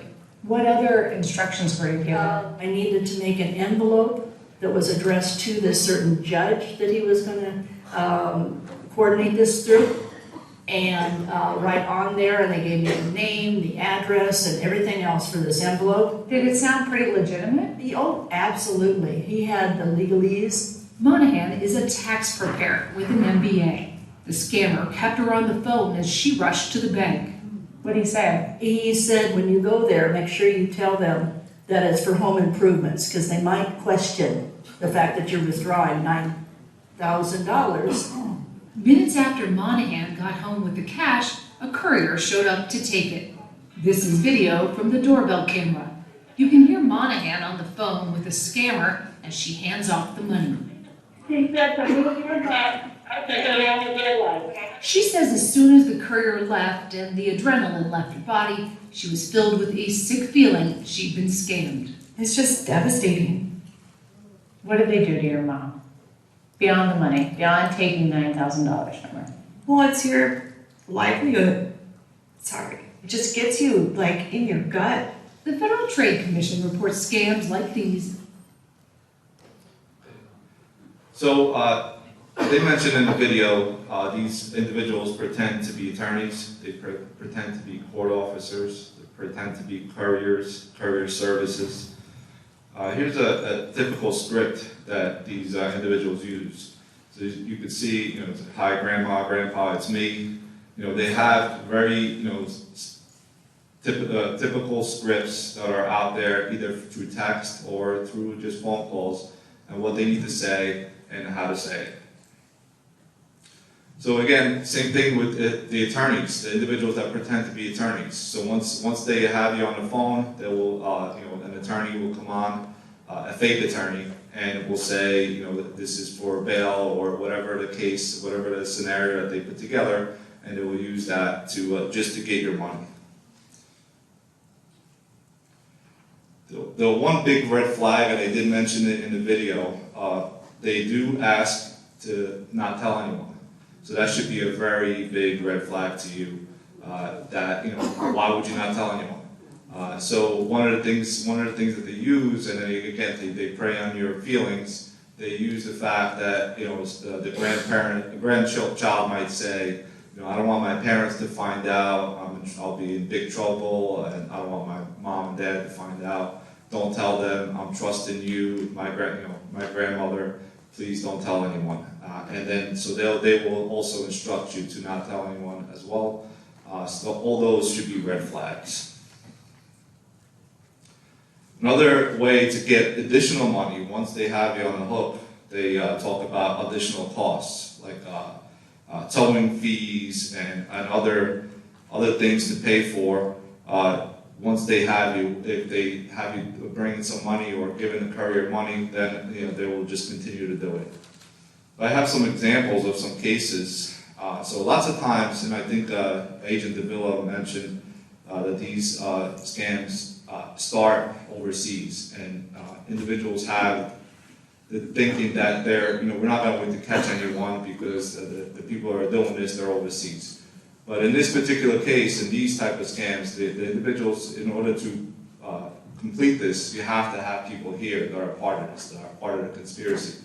So I'm giving you some news clippings of cases that were out there that were successful, of individuals that were here in New Jersey that were arrested because people came forward, seniors like yourself came forward and spoke up and said something to law enforcement, and we had the ability to actually arrest people and catch people doing this. And what this does is it basically creates deterrence and for individuals to not do this. So these are just some examples of some cases that are out there. As you can see, they're all local New Jersey cases that started out with a phone call. So individuals that do this, this particular scam, it just so happens that it starts out, majority of these start out in the Dominican Republic. So we've been working, my unit and the state has been working with the federal government, with agents that have been doing stuff in the Dominican Republic, doing warrants and search warrants in the Dominican Republic, and catching some of the individuals that start the scams. But in order to complete it again, they have to have people here in New Jersey in order to collect the money. So here's some individuals that were, again, arrested in New Jersey. They were from the Bronx, but it all started out in the Dominican Republic. So some of these, like I said, the scams start in the Dominican Republic, and it takes just regular police work in order to catch some of these people. And I'm going to show you an example of just old-fashioned police work, one of the oldest methods of identifying people. I'm sure you've seen it in every TV show, every detective show. One of the oldest way of identifying people in crimes is fingerprints, right? Fingerprints are out there. We will have fingerprints. So in this particular case, and we were actually successful in one of our cases, when an individual came to pick up the money for the bail, the person that picked it up provided a good old Walmart type of receipt that you could purchase, these receipts, a book of these receipts at Walmart, as the receipt for the money that she picked up. And on this receipt, you'll have, if you report the crime, or if you so happen, this happens to anyone, you save the receipt, and we actually did, identify people through fingerprints because of these receipts. And here's just an example of this person, from the video, from the 60-minute video, an individual picking up the money, and she also provided one of these types of receipts. And working with the federal government, just want to give you a picture or just an idea of how some of these places operate. They work like regular businesses, like offices that you would find anywhere, like a legitimate business. They have cubicles, phones, desks, and they come to work and they start making phone calls to all of you. Any one of us. Like I said, I probably got one of the phone calls today. and they can start calling people in just to get them on the phone. And as you can see right there where I have the arrows, there's the closers, is the person that closes the deal. Just like any other sales business, they have closers, they have the amount that is out there, whether or not it was picked up, and who actually picked it up. So this is an actual picture from one of the places that was raided by the federal government in the Dominican Republic. So just to review, like I said, they are after your money. So there are some red flags that will come up while this is happening. So the common denominator is that you're getting a phone call from an unidentified person. Sometimes that unidentified person does come up with a phone number that you may identify, through spoofing, through the web. But again, the best way to deal with this is to be politely paranoid. Slow things down. Slow it down. You don't have to rush to go send somebody money. Do not provide any personal information, and ask someone. And if the person that's calling you, if there's an emergency, even though they're telling you not to tell anybody, I would tell somebody, or I would actually call that person. In a couple of the cases that we had, the senior that got the phone call from an alleged grandchild, they actually called that grandchild, and the grandchild answered and said, no, I'm not calling you, I wasn't in any accident. And then they reported it to us, and then we were able to intervene and actually continue the scheme a little bit and get the person to cooperate with us and help us catch that individual who was committing the crime. I'm going to play you a video, so how easy this is and how prevalent it is. This is an individual, a video about a person that was an FBI director and a CIA director, and he was actually a victim of one of these crimes. I served in World War II and Korea. I was a federal judge. I was the director of the FBI, director of the CIA, and I was the target of an elder fraud scheme.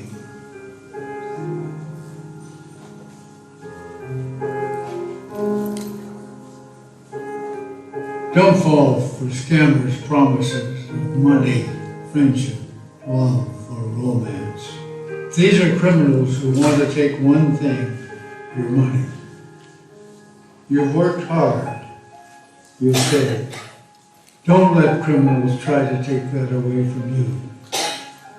If you or a loved one have been affected by elder fraud, contact the FBI at 1-800-CALL-FBI or visit.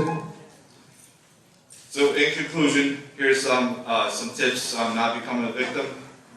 Do not take calls from unknown numbers, like everyone here said. Do not send money. Slow things down. Do not send money out to anyone. They will try to rush you to get money fast. Just slow it down. Make some calls to your family members and ask questions. Do not share personal information with anyone that is asking for that personal information, because it's just gonna hurt you in the long run. I do have people here at a table. If you have any questions about anything, any of these scams, including this the grandparent bail scam, just ask us. If you know someone that maybe there was a scam attempted, or if they were a victim of one of these scams, let us know, and we will be sure to look into it. Our final speaker, and just to give you an idea, we have a final speaker, and then we'll have a presentation of the Elder Protection Task Force Award of Excellence. So there are two more individuals who will be at the mic, but this is our last speaker. Peter Jacob is a licensed clinical social worker in New Jersey. Peter received a master's in social work, studying mental health and social economic development at Washington University in St. Louis, and earned his undergraduate degree in sociology from King University. Peter currently serves as Director of Community Relations and the coordinator of Project CEASE, C-E-A-S-S-E, which stands for Combating Elder Abuse Through Supportive Services and Education, at Jewish Family Service of Central New Jersey and Elizabeth, New Jersey, which serves residents throughout Union County. The program seeks to raise awareness through training on elder abuse and provide social service interventions when abuse is reported to survivors and caregivers. A round of applause for Peter Jacob.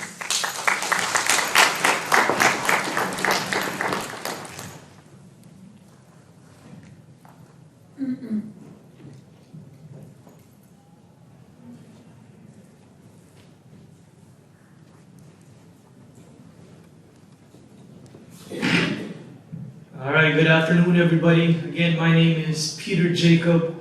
Today we are here, and I want to thank everybody for making this possible, including everybody in attendance today, to raise awareness about elder abuse. But we are here to not just combat elder abuse, but to ensure elder justice. And what I mean about that is, I want to point out to something that happened earlier this morning, where the issue of cryptocurrency came up. And I think there's still a lot of confusion about what that is, what that means. And I'll say this, it's intended to be that way by the people who control the financial strings of cryptocurrency. If it sounds confusing and it sounds too good to be true, likely it is. And so instead of having our focus on things that will distract us, we should focus on protecting ourselves today. What I am talking about today is to ensure that, look, it's up to you how you use your money. I'm not here to give financial advice, but be informed. Be informed so you could understand, and when you understand, you are able to make informed decisions and control things in your life. And what elder abuse is ultimately the loss of control. Again, my name is Peter Jacob. I'm a social worker at Jewish Family Service. We are in Union County. This program is in its 5th year of operation, I'm proud to say. Our services are limited to all of Union County. Our headquarters, our main office is in Elizabeth, New Jersey. Our program came about as a need through our older adult department, which has been there for decades. We saw the need to address elder abuse as we've had increased reports coming to our office in the mid-2010s. And in 2019, we put this program together, and we are proudly funded by the Jewish Federation of North America through a federal subgrant, as well as the Sephardic Foundation on Aging. And what we do, we raise community awareness through trainings. Let's be honest here. The fact of the matter is, when it comes to child abuse, we know where to go. We've heard of DCP&P, or people still refer to it as DIFUS. When it comes to domestic violence, we have domestic violence shelters. But what do you do in the case of elder abuse? Nobody knows where to go. So we have created a system in Union County where when you see something, you are able to know where to go to say something. We provide case management, counseling, and elder interventions. We do home care for the elderly to provide respite to caregivers, access to other services, I mentioned certified home health aides, nursing, transportation to appointments, meals on wheels, referrals to shelter programs. We have a relationship with Jewish Home Family, and thank you for the wonderful work that y'all do there, as well as legal services when necessary with Legal Services of New Jersey or Community Health Law Project, as well as linkages to other professional services and community resources. So far, we have educated over 1,300 professional and lay community members on elder abuse, 50 plus community partners established, 150 clients and caregivers with mental health services, and over 2,000 hours of home care services have been provided. So we understand elder abuse happens on a spectrum. There was a comment that was made about bullying. Today we heard a lot about some of the extremes, especially when it comes to financial scams, physical abuse, sexual abuse of older adults. And that's pretty clear-cut. But the reality is elder abuse happens on a spectrum. There is the psychological abuse, there is the emotional abuse, and there is the bullying that happens, and where do people go for that? I respect the work that APS does, but let's be honest, it's a bit underfunded. There's not enough resources, and that's where we step in. We go in, we assuage the most challenging situations, trying to use the least intrusive methods possible, knowing that everybody's challenged with whatever they have and whatever is going on. So what we do is stabilize a crisis situation utilizing our nursing consultations, our certified home health aides, our case managers, linkages to other services providers when appropriate. Granted, when there are those extreme cases where there's physical abuse and it's clear-cut financial abuse, we get in touch with the prosecutor's office. We contact APS, who has the sanction to go in and do that investigation. But the reality is, right now, especially post-COVID, there's a lot of neglect and self-neglect that is going on. I think AARP reported that cases of self-neglect, once upon a time you were connected to community. As a result of the pandemic, you become more isolated as things shut down, health deteriorates, and you're kind of on your own.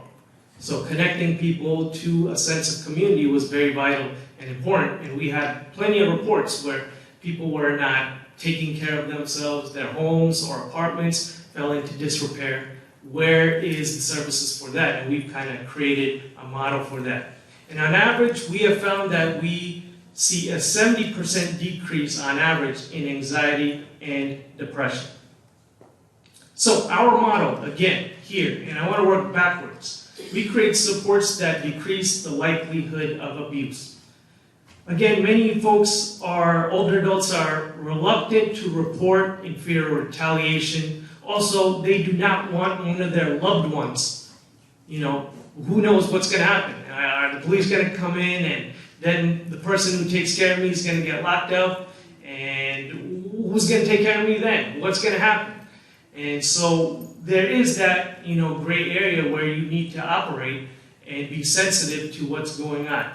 We also keep in mind that providing support to caregivers is very important in this whole strategy. The fact of the matter is the average caregiver is a 46-year-old woman. Now think about what the average 46-year-old woman is doing. They're taking care of kids. They're working. They're picking up kids from soccer practice or karate. They're going grocery shopping. All the traditional roles that we place onto women continue. They're cooking, cleaning, and doing all that stuff. In addition to listening to their spouses, they also have to take care of an older adult. Where is their time for yourself? And you can't even consider it a 24-hour day. There is no time. You're going to get stressed. You're going to get overwhelmed. And the reality is that we find that caregivers of older adults, especially with cognitive impairments, have health conditions that are worse than those care recipients. So that is where we jump in and we provide wraparound services that are needed. The philosophy we take that we use as approach, it's not so much a model as it is a philosophy, is called Person-Centered Trauma-Informed Care, or PCTI. The guiding principles being ensuring a sense of safety, ensuring that we establish trust and transparency. So when we come to a situation where there is abuse that happened, we do not want to re-traumatize and trigger somebody else. Right? We want to be sensitive. We don't say things like, oh, I understand and it's okay, because chances are you don't understand and it is not okay. You did not survive the Holocaust. You did not live through civil rights. You did not experience sexual abuse in life. You did not have a culmination of trauma in your life to say that it is okay. You are not that individual who, when you ended up admitted in a hospital for weeks, that one of your children comes and says, I'll take care of you. When you're discharged from the hospital, you show up and there's an eviction notice on your door, you realize your whole bank account is wiped. So in that case, it's not okay. But we encourage people to share their stories using this philosophy, and it's been quite effective, especially with those who have experienced such trauma, whether it's compounded throughout their life or a single event.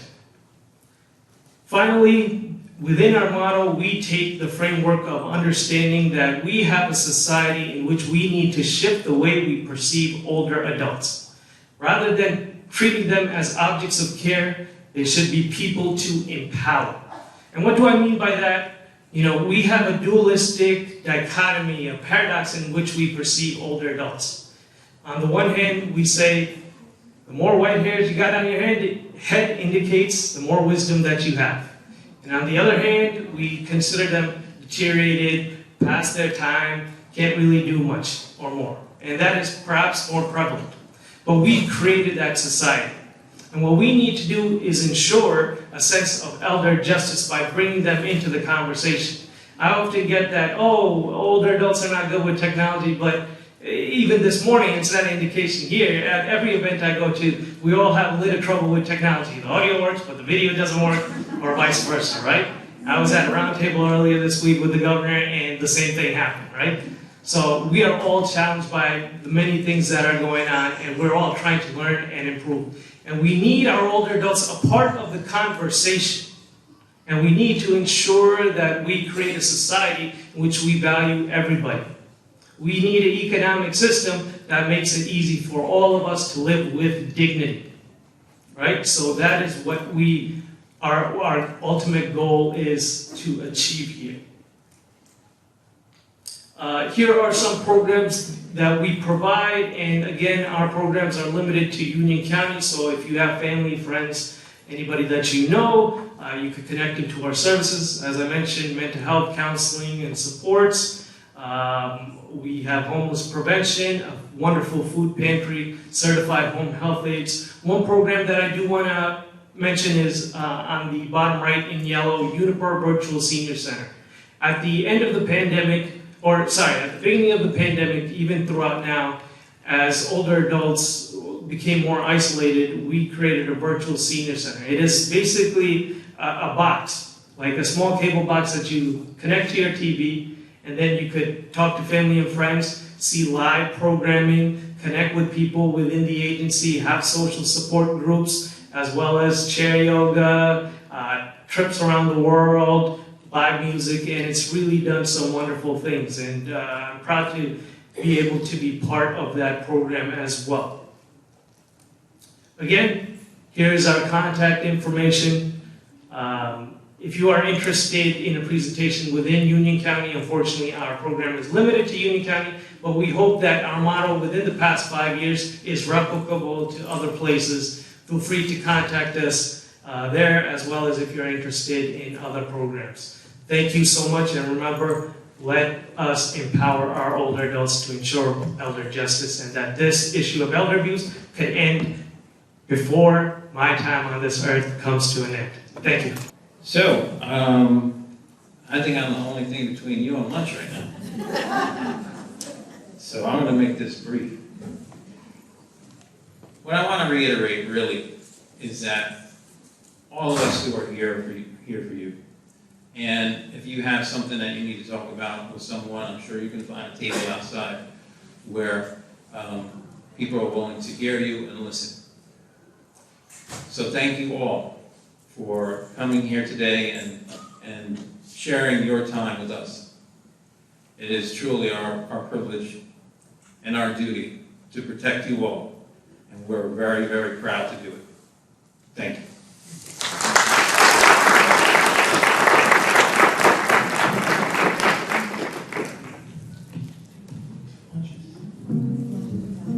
All right, so lunch is outside, and you head out there. I think we have lots of lunch, so